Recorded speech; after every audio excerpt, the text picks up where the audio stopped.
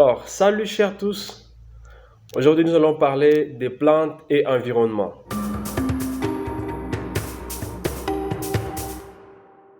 Dans la partie protection de la flore, nous allons parler de l'importance de la plante dans la vie de l'homme, ainsi que des usages de quelques plantes. Avant de commencer, on va se poser des petites questions, à savoir, pourquoi il y a les plantes et les arbres sur la terre et quelle est leur importance pour l'homme et les animaux.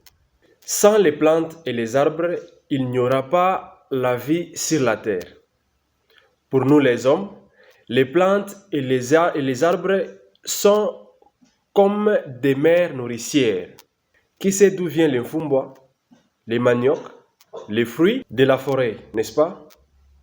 Alors, outre ces bienfaits de la plante pour nous, la plante et les arbres produisent de l'oxygène en consommant le CO2 que nous rejetons dans la nature et en nous renvoyant l'oxygène que nous respirons à l'entretemps. Les médicaments tels que les Congo Bololo nous viennent également de la forêt. Et les arbres purifient l'air et nous protègent contre les changements climatiques. Les bancs sur lesquels nous sommes assis aujourd'hui à l'école viennent également de la forêt, à partir d'arbres. On nous enterre dans les cercueils fabriqués avec les arbres. Alors, c'est quoi une forêt? La forêt est un ensemble d'arbres constitués en plusieurs strates. On a la strate inférieure, la strate moyenne et la strate supérieure. La strate supérieure qui contient les arbres de haute taille. Alors, la forêt est un habitat ou une maison d'animaux. Qui a un éléphant chez lui à la maison? Personne, n'est-ce pas? C'est parce que l'éléphant habite la forêt. C'est sa maison. Mais, attention, nos arbres et nos forêts sont en danger. L'homme coupe chaque minute les arbres à la grandeur de 23 terrains de football pour fabriquer les makala ou les charbons de bois. Ce qui est extrêmement dangereux pour notre planète, notre continent, notre pays, notre ville et même notre village. Quelles sont les conséquences de la destruction d'arbres et de forêts? Tout d'abord, nous avons les érosions, la destruction de la maison des animaux, parce que la forêt, c'est la maison des animaux. Quand on la détruit, on détruit en même temps la maison des animaux. Et les animaux vont disparaître, ils vont mourir. Il y aura la famine, parce qu'on n'aura pas où cultiver, on n'aura pas où chercher les champignons, on n'aura pas où récolter les chenilles. Il y aura en même temps les changements climatiques, parce qu'on aura beaucoup de CO2 dans l'atmosphère qui vont réchauffer le climat. Que faire pour ne pas détruire anarchiquement nos arbres et nos forêts?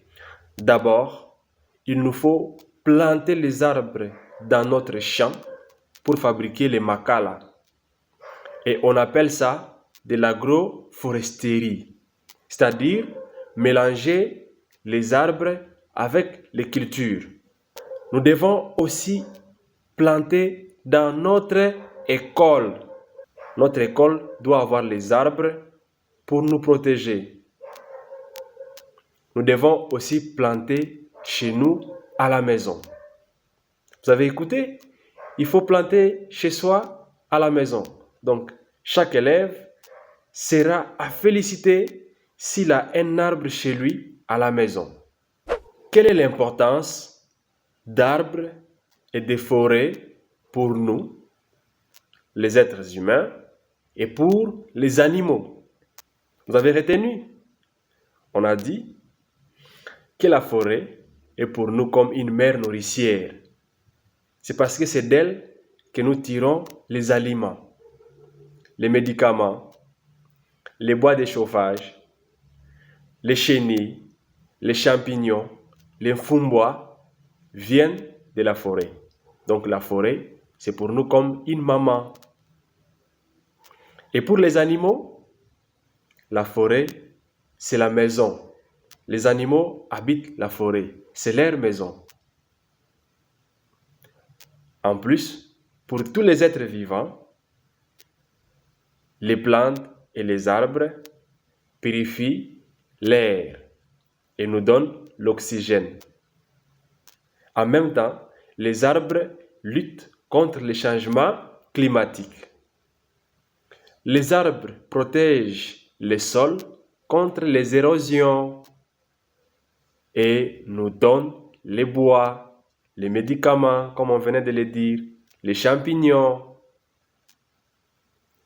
Donc, nous devons tous protéger nos arbres et nos forêts pour vivre longtemps sur la terre.